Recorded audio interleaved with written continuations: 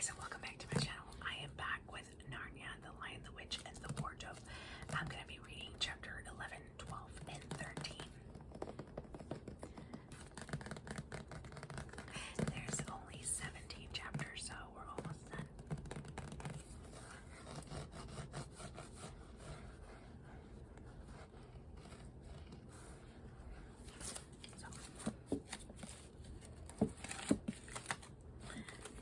Okay, chapter 11. Aslan is near.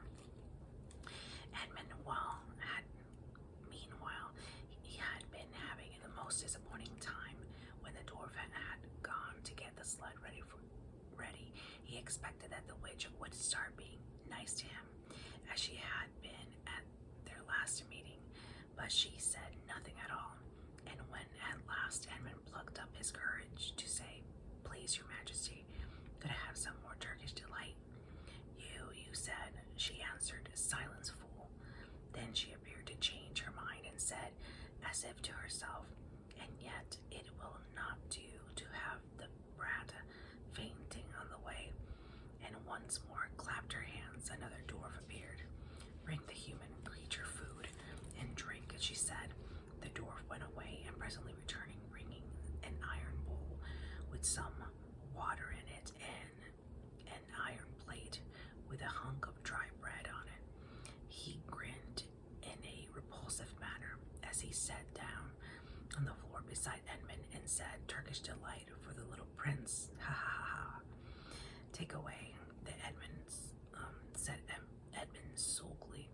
"I don't want dry bread." But the witch suddenly turned on him with such a terrible expression on her face that he apologized and began to nibble at the bread, though it was so stale he could hardly get it down. "You may be glad enough of it before you taste bread again," said the witch. While he was still chewing away, the first dwarf came back and announced that the sled was ready. The White Witch rose and went out, ordering Edmund to go with her. The snow was again falling as they came into the courtyard, but she took no notice of that and made Edmund sit beside her on the sled. But before they drove off, she called Melgrim, and he came bounding like an enormous dog on the side of the sled. "Take with you the swiftest of your wolves and go at once to the house of the beavers," said the witch, "and kill whatever you find there. If they are already gone, then make all speed to the stone table, but do not be seen. Wait for me there in hiding. I meanwhile must go many miles to the west before I find a place where I can drive across the river. You may overtake these humans before they reach the stone table. You will know what to do if you find them." "I hear and obey, O queen," growled the wolf, and immediately he shot away into the snow and darkness as quickly as a horse can gallop. In a few minutes he had called another wolf and was with him down on the dam, sniffing at the beaver's house, but of course they found it empty. It would have been a dreadful thing for the beavers and the children if the night had remained fine, for the wolves would then have been able to follow their trail, and 10 to 1 would have overtaken them before they had got to the cave. But now that the snow had begun again, the scent was cold, and even the footprints were covered up.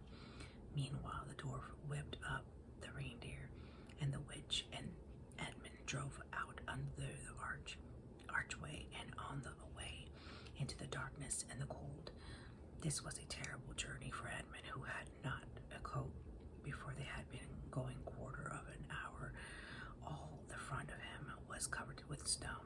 He soon stopped trying to shake it off, because as quickly as he did that, a new log gathered, and he was so tired. Soon he was wet to the skin, and oh, how miserable he was. It didn't look now as if the witch intended to make him a king. All the things he had said to make himself believe that she was good and kind, and that her side was really the sighs sounded to him silly now. He would have given anything to meet the others at this moment, even Peter. The only way to confront himself now was to try to believe that the whole thing was a dream and that he might wake up any moment. And as they went on, hour after hour, it did come to seem like a dream. This lasted longer than I could describe, even if I wrote pages and pages about it. But I will skip on to the time when the snow had stopped and the morning had come, and they were racing along the daylight. And still they went on and on with no sound but everlasting swish on the snow and the creaking of the reindeer harness. And then at last the witch said, "What have we here? Stop." And they said, and they did. How Edmund hoped she was going to say something about breakfast, but she had stopped for quite a different reason. A little way off, at the foot of the tree, sat a merry party of a squirrel and his wife with their children, and two satyrs, and a dwarf, and an old dog fox, all on stools round the table. Edmund couldn't quite see what they were eating, but it smelled lovely, and there seemed to be decorations of holly, and he wasn't at all sure that he didn't see something like a plum pudding. At the moment when the sled stopped, the fox, who was obviously the oldest person present, had just risen to its feet, holding a glass in its right paw, as if he was going to say something. But when the whole party saw the sled stopping and who was in it, all the gaiety went out of their faces. The father squirrel stopped eating with his fork halfway to his mouth, and one of the satyrs stopped with its fork actually in its mouth, and the baby squirrels squeaked with terror. "What is the meaning of this?" asked the witch queen. Nobody answered. "Speak, vermin," she said again, "or do you want my dwarf to find you a tongue with his whip?" What is the meaning of all this gluttony, this waste, this self-indulgence? Where did you get all these things? "Please, your majesty," said the fox, we were given them, and if I might make it so bold as to drink your majesty's very good health." "Who gave them to you?" said the witch. "Father Christmas," stammered the fox. "What?" roared the witch, springing from the sled and taking a few strides near the terrified animals. "He has not been here. He cannot have been here. How dare you? But no, say you have been lying, and you shall even now be forgiven." At the moment, one of your squirrels lost its head completely. He has. It squeaked, beating its little spoon on the table. Edmund saw that the witch bit her lips so that a drop of blood appeared on her white cheek. Then she raised her wand. "No, don't, please don't," shouted Edmund. But even while he was shouting, she had waved her wand, and instantly, where the merry party had been, there were only statues of creatures, one with its stone fork fixed forever halfway in its stone mouth, seated around the stone table, on which there were stone plates and stone plum pudding. "As for," said the witch, giving Edmund a stunning blow on the face as she remounted the sled, "let that teach you to ask favor for pies and traitors. Drive on." And Edmund, for the first time in this story, felt sorry for someone besides himself. It seemed so pitiful to think of those little stone figures sitting there all the silent days and all the dark nights, year after year, till the moss grew on them, and at last even their faces crumbled away. Now they were steadily racing on again, and soon Edmund noticed that The snow which splashed against them as they rushed through, it was much wetter than it had been all last night. At the same time, he noticed that he was feeling much less cold. It was also becoming foggy. In fact, every minute it grew foggier and warmer, and the sledge was not running nearly as well as it had been running up till now. At first, he thought this was just the reindeer were tired, but soon he saw that couldn't be the real reason. The sled jerked and skipped and kept on jolting as if it had struck against stones. And however, the dwarf whipped the poor reindeer. The sled went slower and slower. They also seemed to be a curious noise all around them, but the noise of their driving and jolting and the dwarf shouting at the reindeer prevented Edmund from hearing what it was, until suddenly the sled stuck so fast that it wouldn't go on at all. When that happened, there was a moment's silence, and in that silence, Edmund could at least listen to the other noise properly. A strange, sweet, rustling, chattering noise, and yet not so strange, for he'd heard it before, if only he could remember where. Then all at once, he did remember. It was the noise of running water.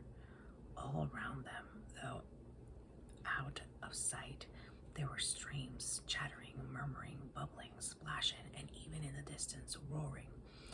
And his heart gave a great leap, though he hardly knew why, when he realized that the frost was over, and much nearer there was a drip, drip, drip from the branches of all the trees. And then, as he looked at the one tree, he saw the great load of snow slide off it. And for the first time since he had entered Narnia, he saw the dark green of a fir tree, but he hadn't time to listen or watch any longer, for the witch said, "Don't sit staring, fool. Get out and help." And of course Edmund had to obey. He stepped out into the snow, but it was really only slush by now, and began helping the dwarf to get the sled out of the muddy hole it had got into. They got it out, and in the end, and by being very cruel to the reindeer, the dwarf managed to get it on the move again. And they drove a little further, and now the snow was really melting in earnest, and patches of green grass were beginning to appear in every direction. Unless you have looked at the world of snow as long as Edmund had been looking at it, you will hardly be able to imagine what a relief those green patches were after the endless white. Then the sled stopped again. "It's no good, your majesty," said the dwarf. "We can't sleigh in this thaw." "Then we must walk," said the witch. "We shall never overtake them walking," growled the dwarf. "Not with that start they've got." "Are you my counselor or my slave?" said the witch. "Do as you're told. Tie the hands of the human creature behind it, and keep hold on the end of the rope, and take your whip and cut the harness of the reindeer. They'll find their own way home." The dwarf obeyed, and in a few minutes Edmund found himself being forced to walk as fast as he could with his hands tied behind him.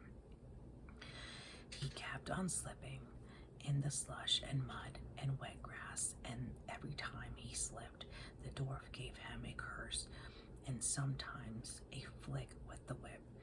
The witch walked behind the dwarf and kept on saying, "Faster, faster." Every moment the patches of green grew bigger and the patches of snow grew smaller. Every moment more and more the trees shook their robes of snow. Soon, wherever you looked, instead of white shapes, you saw the dark green of firs or the black prickly branches of bare oaks and beeches and elms. Then the mist turned into white to gold, and presently cleared away altogether. Shaft of delicious sunlight struck down on the forest floor, and overhead you could see blue sky between the treetops. Soon there were more wonderful things happening. Coming suddenly around the corner into the glade of silver birch trees, Edmund saw the ground covered in all the directions with little yellow flowers. Celandines. The noise of water grew louder. Presently they actually crossed the stream. On it they found snowdrops growing. Mind your own business, said the dwarf, when he saw that Edmund was turned his head to look at them, and he gave the rope a vicious jerk. But of course, this didn't prevent Edmund from seeing only 5 minutes later he noticed a dozen crocus growing around the foot of an old tree, golden, purple, and white. Then came sound even more delicious than the sound of water. Close beside the path they were following, a bird suddenly chirped from the branch of a tree. It was answered by a chuckle of another bird a little further off, and then, as if that had been a signal, there were chattering and chirping in every direction, and then a moment of full song, and within 5 minutes the whole wood was ringing with birds' music, and wherever Edmund's eyes turned, he saw birds alighting on branches and sailing overhead, or chasing one another, or having their little quarrels, or tidying up their feathers with their beaks. Faster, faster, said the witch. There was no trace of the fog now. The sky became bluer and bluer, and now there were white clouds hurrying across it from time to time. In the white glades there were primroses. A light breeze sprang up with scattered drops of moisture from the swaying branches, and carrying cool, delicious scents against the face of the travelers. The trees began to come fully alive. The larches and birches were covered with green, the laburnums with gold. Soon the beech trees had been forth their delicate, transparent leaves. As the travelers walked under them, the light also became green as a bee buzzed across their path. This is no thaw, this dwarf suddenly stopping. This is spring. What are we to do? Your winter has been destroyed, I tell you. This is Aslan's doing. If either of you mention that name again, said the witch, he shall instantly be killed. Okay, so now we're going to chapter 12. Chapter 12, Peter's first battle. While the dwarf and the white witch were saying this, miles away, the beavers and the children were walking on hour after hour into the scene of delicious dream. Long ago, they had left the coats behind them, and by now they had even stopped saying to one another, "Look, there's a kingfisher," or "I say bluebells," or "What was that lovely smell?" or "Just listen to the thrush." They walked on in silence, drinking it all in, passing through patches of warm sunlight into cool green thickets, and out again into wide mossy glades where tall elms raised in leafy roof far overhead, and then into dense masses of flowering currants, and among hawthorns bushes where the sweet smell was almost overpowering. They had been just as surprised as Edmund when they saw the winter vanishing and the whole wood passing. If in a few hours or so, from January to May, they hadn't even known for certain, as the witch did, that this was what would happen when Aslan came to Narnia. But they all knew that it was her spells which had produced the endless winter. and therefore they all knew when this magic sprung began that something had gone wrong, and badly wrong, with the witch's schemes. And after that, the thaw had been going on for some time, and they all realized that the witch would no longer be able to use her sled. After that, they didn't hurry so much, and they allowed themselves more rest and longer ones. They were pretty tired by now, of course, but not what I'd call bitterly tired, only slow and feeling very dreamy and quite inside, as one does when one is coming to the end of a long day in the open. Susan had a slight blister on one heel. They had left the course of the big river some time ago, for one had to turn a little to the right. That meant a little to the south to reach the place of the stone table. Even if this had not been their way, they couldn't have kept to the river valley once the thaw began, for with all the melting snow, the river was soon in flood, a wonderful roaring, thundering yellow flood, and their path would have been underwater. And now the sun got low, and the light got redder, and the shadows got longer, and the flowers began to think about closing. Not long now, said Mr. Beaver, and began leading them uphill across some very deep springy moss. It felt nice under their tired feet, in a place where only tall trees grew, very wide apart. The climb, coming at the end of the long day, made them all pant and blow. And just as Lucy was wondering whether she could really get to the top without another long rest, suddenly they were at the top. And this is what they saw. They were on a green open space from which you could look down on the forest spreading as far as one could see in every direction, except right ahead. There, far off the east, was something twinkling and moving by gum, whispered Peter to Susan. The sea? In the very middle of this open hilltop was the stone table.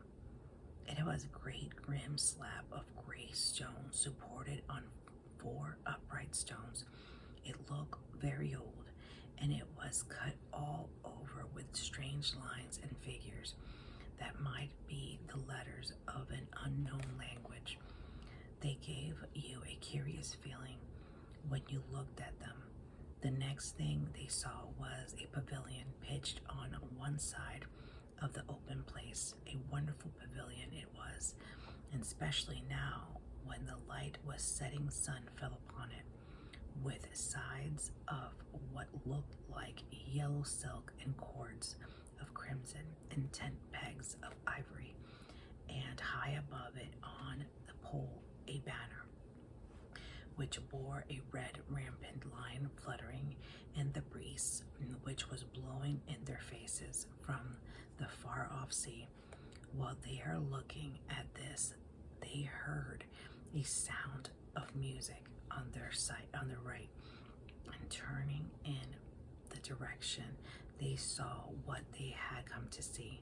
Aslan stood in the center of a crowd of creatures who had grouped themselves around him in the shape of a half moon.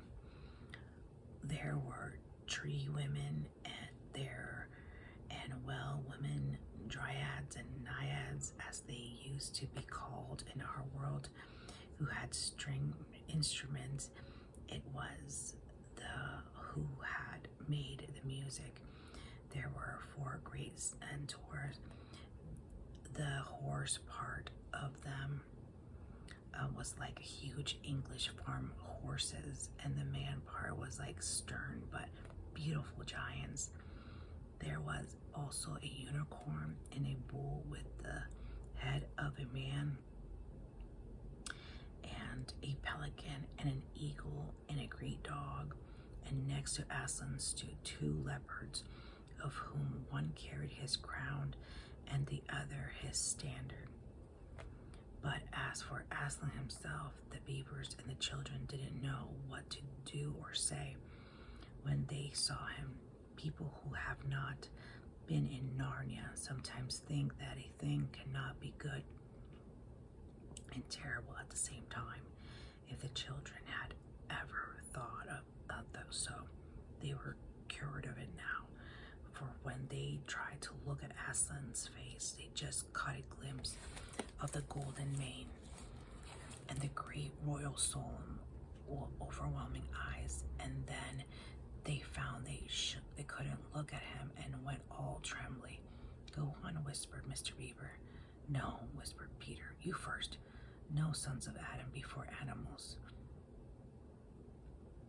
whispered Mr. Beaver back again. Susan, whispered Peter. What about you, ladies first? No, you're the eldest, whispered Susan. And of course, the longer they went on doing this, more awkward they felt. Then at last Peter realized that it was up to him. He drew his sword and raised it to the salute, and hastily saying to the others, "Come on, pull yourselves together," he advanced to the lion and said, "We have come, Aslan." "Welcome, Peter, son of Adam," said Aslan. "Welcome, Susan and Lucy, daughters of Eve." "Welcome," he beaver and she beaver.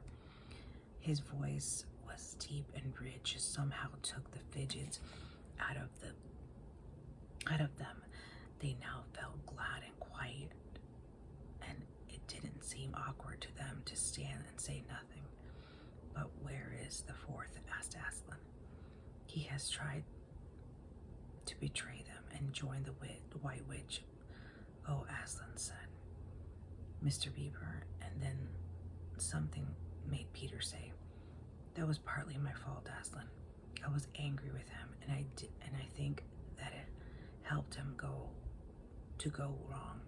And Aslan said nothing either to excuse Peter or to blame him, but merely stood looking at him with his great unchanging eyes. And it seemed to all of them that there was nothing to be said. "Please, Aslan," said Lucy, "can anything be done to save Edmund?" "All shall be done," said Aslan, "but it may be harder than you think." And then he was silent again for some time. But up to the moment, Lucy had been thinking how royal and strong and peaceful his face looked. Now it suddenly came into her head that he looked sad as well. But in the next minute, that expression was quite gone. The lion shook his mane and clapped his paws together. Terrible paws, thought Lucy, if he didn't know how to velvet them, and said, "Meanwhile, let the feast be prepared. Ladies, take these daughters of Eve to the pavilion and minister to them." When the girls had gone, Aslan laid his paws, and though it was velvety, it was very heavy, on Peter's shoulder, and said, "Come on, son of Adam, and I will show you a far off sight of the castle where you are to be king." And Peter, with his sword still drawn in his hand, went with the lion to the eastern edge of the hilltop. There a beautiful sight met their eyes. The sun was setting behind their backs. That meant that the whole country below them lay in the evening light. Forests and hills and valleys, and winding away like a silver snake, the lower part of the great river, and beyond all this, miles away, and was the sea, and beyond the sea, the sky full of clouds, which were just turning rose color with the reflection of the sunset, but just where the land of Narnia met the sea. In fact, at that mouth of the great river, where was something on a little hill shining, it was shining because it was a castle, and of course the sunlight was reflected from the windows which looked toward Peter and the sunset. But to Peter it looked like a great star resting on the seashore. That, O man, said Aslan, is Cair Paravel of the 4 thrones, in one of which you must sit as king. I show it to you because you are the firstborn, and you will be high king over all the rest. And once more Peter said nothing, for at that moment a strange noise woke the silence suddenly. It was like a bogle, but richer. It was your sister's horn, said Aslan to Peter in a low voice, so low as to be almost a purr. If it is not disrespectful to think of a lion purring. For a moment Peter did not understand. Then, when he saw all the other creatures start forward and heard Aslan say with a wave of his paw, "Back, let the prince win his spurs," he did understand and set off running as hard as he could to the pavilion. And there he saw a dreadful sight. The naiads and the dryads were scattering in every direction. Lucy was running towards him as fast as her short legs would carry her, and her face was white as paper. Then he saw Susan make a dash for a tree and swing herself up, followed by a huge gray beast. At first Peter thought it was a bear. Then he saw that it looked like a Salation, though it was far too big to be a dog. Then he realized that it was a wolf standing on its hind legs with its front paws against a tree trunk, snapping and snarling. All the hair on its back stood up on end. Susan had not been able to get higher than the second big branch. One of her legs slung down so that her foot was only an inch or two above the snapping teeth. Peter wondered why she did not get higher, or at least take a better grip. Then he realized that she was just going to faint, and that if she fainted, she would fall off. Peter did not feel very brave indeed. He felt he was going to be sick, but that made no difference to what he had to do. He rushed straight up to the monster and aimed a slash of his sword at its side. That stroke never reached the wolf. Quick as lightning, it turned around, its eyes flaming and its mouth wide open in a howl of anger.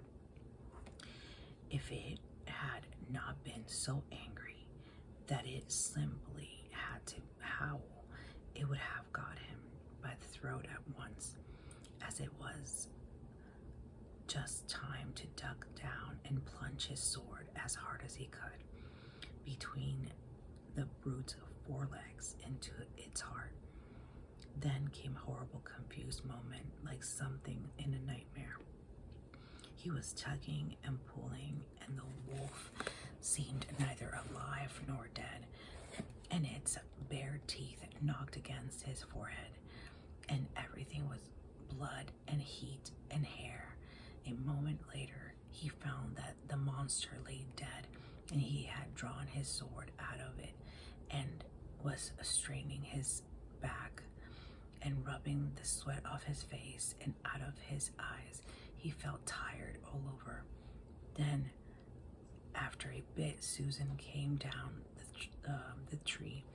She and Peter felt pretty shaky when they met, and won't say there wasn't kissing and crying on both sides, but in Narnia no one thinks any the worse of you for that. Quick, quick, shouted the voice of Aslan. Centaurs, eagles, I see another wolf in the thickets there behind you. He has just darted away. After him, all of you. He will be going to his mistress. Now is your chance to find the witch and rescue the 4th son of Adam. and instantly, with a thunder of hooves and beating of wings, a dozen or so of the swiftest creatures disappeared into the gathering darkness. Peter, still out of breath, turned and saw Aslan close at hand. "You have forgotten to clean your sword," said Aslan. It was true. Peter blushed when he looked at the bright blade and saw it was smeared with the wolf's hair and blood. He stood down and wiped it clean on the grass, and then wiped it again dry on his coat. "Hand it to me and kneel, son of Adam," said Aslan. And when Peter had done so, he struck him with the flat of the blade and said, "Rise up, Sir Peter, wolf's bane, and whatever happens, never forget to wipe your sword." Okay, that's the end of chapter 12. So we're going to chapter 13, Deep Magic from the Dawn of Time. Now we must get back to Edmund. When he had been made to walk far further than he had ever known that anybody would walk, the witch at last halted in a dark valley, all overshadowed with fir trees and yew trees. Edmund simply sank down and lay on his face, doing nothing at all, and not even caring what was going to happen next, provided they would let him lie still.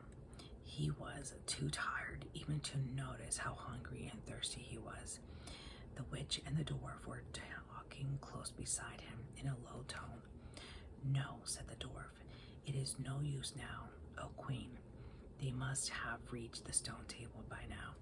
Perhaps the wolf will smell us out and bring us news," said the witch. It cannot be good news if he does," said the dwarf.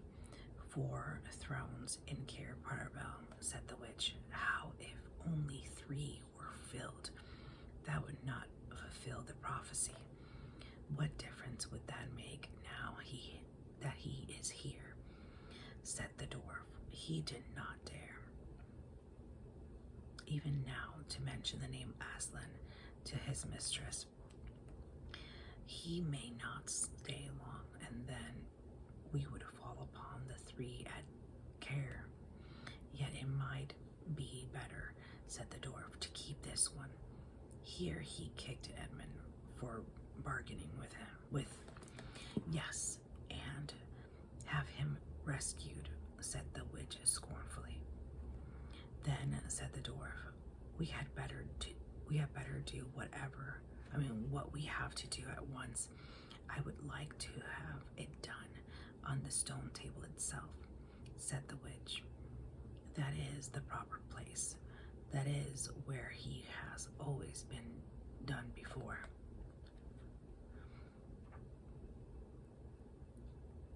"It will be a long time now before the stone table can again be put to its proper use," said the dwarf. "True," said the witch. "And then, well, I will begin."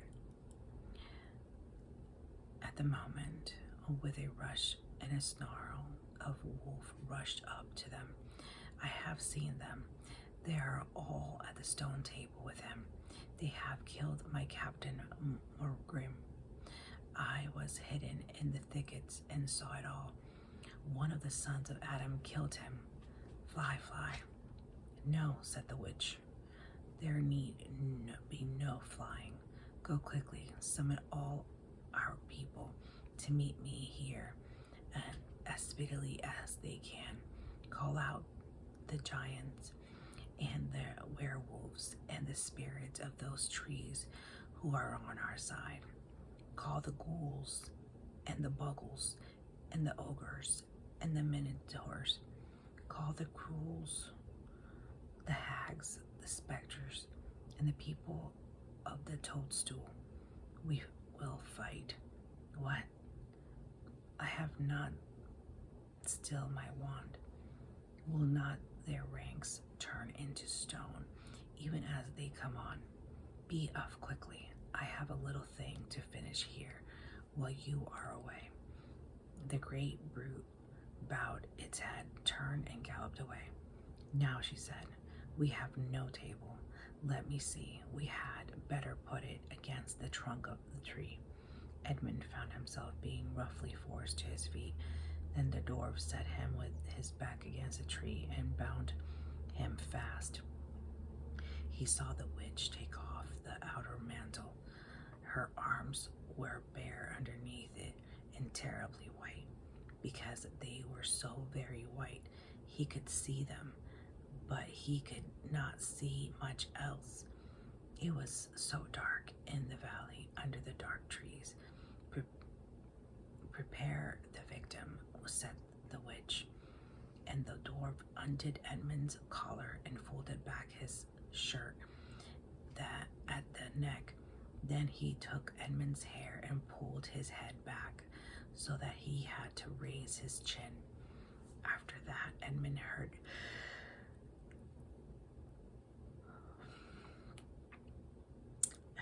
heard a strange noise, whiz, whiz, whiz. For a moment he couldn't think what it was. Then he realized it was the sound of a knife being sharpened. At the very moment he heard loud shouts from every direction, a drumming of hooves and the beating of wings, a scream from the witch, confusion all around him. And then he found he was being untied. Strong arms were around him, and he heard big, kind voices saying things like, let him lie down, give him some wine, drink this, steady now, you'll be all right in a minute. Then he heard the voices of people who were not talking to him, but to another, and they were saying things like, who's got the witch? I thought you had her. I didn't see her after I knocked the knife out of her hand. I was after the dwarf. Do you mean to say she's escaped? A chap can't mind everything at once. What's that? Oh, sorry, it's only an old stump. But just as they pointed Edmund off in the dead faint, presently the centaurs and unicorns and deers and birds, they were of course the rescue party which Aslan had sent in the last chapter, all set off to go back to the stone table, carrying Edmund with them. But if they could have seen what happened in that valley after they had gone, I think they might have been surprised. It was perfectly still, and presently the moon grew bright. If you had been there, you would have seen the moonlight shining on an old tree stump and on the fair-sized boulder. But if you had gone on looking, you would gradually have begun to think there was something odd about both the stump and the boulder. And next, you would have thought that the stump did look really remarkably like a little fat man crouching on the ground. And if you had watched the long enough, you would have seen the stump walk across to the boulder, and the boulder sit up and begin talking to the stump. For it, in reality, the stump and the boulder were simply the witch and the dwarf. For it was part of her magic that she could make things look like what they aren't, and she had the presence of mind to do so. At the very moment when the knife was knocked out of her hand, she had kept a hold on her wand, so it had been kept safe too. When the other children woke up the next morning, they had been sleeping on piles of cushions in the pavilions. The first thing that heard from Mrs. Beaver was that their brother had been rescued and brought into camp late last night, and it was at that moment with Aslan. As soon as they had breakfast, they all went out, and there they saw Aslan and Edmund walking together in the dewy grass apart from the rest of the court. There is no need to tell you, and no one ever heard what Aslan was saying. but it was a conversation which Edmund never forgot. As the others drew near, Aslan turned to meet them, bringing Edmund with him. "Here's your brother," he said, "and there is no need to talk to him about his there's no need to talk to him about what is past." Edmund shook hands with each of the others and said to each of them in turn, "I'm sorry." And everyone said, "That's all right." And then everyone wanted very hard to say something which would make it quite clear that they were all friends with him again. Something ordinary and natural. And of course, no one could think of anything in the world to say. But before they had time to feel really awkward, one of the leopards approached Aslan and said, "Sire, there is a messenger from the enemy who craves audience. Let him approach," said Aslan. The leopard went on and soon returned leading the witch dwarf. "What is your message, son of Earth?" asked Aslan. "The Queen of Narnia and Empress of the Lone Island desires a safe conduct to come and speak with you," said the dwarf, "and a matter of which is as much as your advantage as to hers." "Queen of Narnia, indeed," said Miss Beaver. "Of all the cheek." "Peace, Beaver," said Aslan. "All names will soon be restored to their proper owners. In the meantime, we will not dispute about them. Tell your mistress, son of Earth, that I grant her safe conduct on condition that she leaves her wand behind her at the Great Oak." This was agreed to, and 2 leopards went back with the dwarf to see that the conditions were properly carried out. "But supposing she turns the 2 leopards into stone," whispered Lucy to Peter. I think the same idea had occurred to the leopards themselves. At any rate, as they walked off, their fur was all standing up on their backs, and their tails were bristling like cats when it sees a strange dog. "It'll be all right," whispered Peter in reply. "He wouldn't send them if it weren't." A few minutes later, the witch herself walked out onto the top of the hill and came straight across and stood before Aslan. The 3 children who had not seen her before felt shudders running down their backs at the sight of her face, and there were low growls among all the animals present. Though it was bright sunshine, everyone felt suddenly cold. The only 2 people present who seemed to be quite at their ease were Aslan and the witch herself. It was the oddest thing to see those 2 faces, the golden face and the dead white face, so close together. Not that the witch looked Aslan exactly in his eyes. Miss Beaver particularly noticed this. "You have a traitor there, Aslan," said the witch. Of course, everyone present knew that they meant Edmund, but Edmund had got past thinking about himself after all he'd been through. And after that, he had that morning. He just went on looking at Aslan. It didn't seem to matter what the witches said. "Well," said Aslan, "his offense was not against you." "Have you forgotten the deep magic?" asked the witch. "Let us say I have forgotten it," answered Aslan gravely. "Tell us of this deep magic." "Tell you," said the witch, her voice growing suddenly shriller. "Tell you what is written on the very table of stone which stands beside us? Tell you what is written in letters deep as a spear is long on the fire stones on the secret hill? Tell you what is engraved on the scepter of the emperor beyond the sea? You at least know the magic which the emperor put into Narnia at the very beginning. You know that every traitor belongs to me as my lawful prey, and that for every treachery I have a right to kill. Oh, said Mr. Beaver. So that's how you came to imagine yourself a queen? Because you were the emperor's hangman? I see.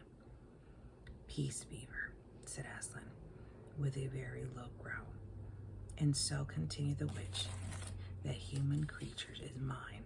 His life is forfeit to me. His blood is my property. Come and take it then, said the bull with the man's head, in a great bellowing voice. Fool, said the witch with a savage smile that was almost a snarl. Do you really think your master can rob me of my rights by mere force? He knows the deep magic better than that. He knows that unless I have blood, as the law says, all Narnia will be overturned and perish in fire and water. It is very true, said Aslan. I do not deny it. Oh, Aslan, whispered Susan in the lion's ear. Can't we? I mean, you won't, will you? Can't we do something about the deep magic? Isn't there something you can work against it? Work against the Emperor's magic, said Aslan, turning to her with something like a frown on his face. And nobody ever made the suggestion to him again. Edmund was on the other side of Aslan, looking all the time at Aslan's face. He felt a choking feeling and wondered if he ought to say something, but a moment later he felt that he was not expected to do anything except to wait and do what was told. Fall back, all of you, said Aslan, and I will talk to the witch alone. They all obeyed. It was a terrible time, this, waiting and wondering while the lion and the witch talked earnestly together in low voice. Lucy said, "Oh, Edmund," and began to cry. Peter stood with his back to the others, looking out to the distant sea. The beavers stood holding each other's paws with their heads bowed. The centaurs stamped uneasily with their hooves, but everyone became perfectly still in the end, so that you noticed even small sounds like a bumblebee flying past, or the birds in the forest down below them, or the wind rustling the leaves. And still she talked between Aslan and the White Witch went on. At last they heard Aslan's voice. "You can all come back," he said. "I have settled the matter. She has renounced the claim on your brother's blood." And all over the hill there was a noise as if everyone had been holding their breath and had now begun breathing again, and then a murmur of talk. The witch was just turning away, a look of fierce joy on her face, when she stopped and said, "But how do I know this promise will be kept?" Roared Aslan, half raising him from his throne. And this great mouth opened wider and wider, and roar grew louder and louder. And the witch, after staring for a moment with her lips wide apart, picked up her skirt and fairly ran for her life. Okay, that was the end of chapter 13. And I hope you've enjoyed today's reading. And I will talk to you guys in my next video. So do not forget to subscribe, give me a thumbs up, share, comment, and hit the bell for notifications. Bye, guys.